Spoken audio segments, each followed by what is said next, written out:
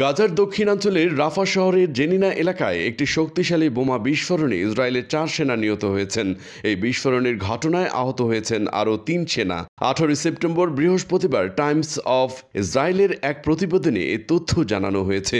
Israeli সেনাবাহিনী এক বিবৃতিতে নিহত সেনাদের নাম প্রকাশ করেছে। নিহত 4 সেনাদের মধ্যে ছিলেন major Omri Chai Ben Moshe, lieutenant Emran Selem, lieutenant Eitam Avner Ben Yitzhak এবং লেফটেন্যান্ট রন আরিয়েলি। প্রাথমিক তদন্ত অনুযায়ী বৃহস্পতিবার সকাল 9:30টার দিকে একটি D9 সাজোয়া বুলডোজার রাস্তায় মাইন পরিষ্কার করছিল। তখন দুটি হামভি গাড়ি চলছিল।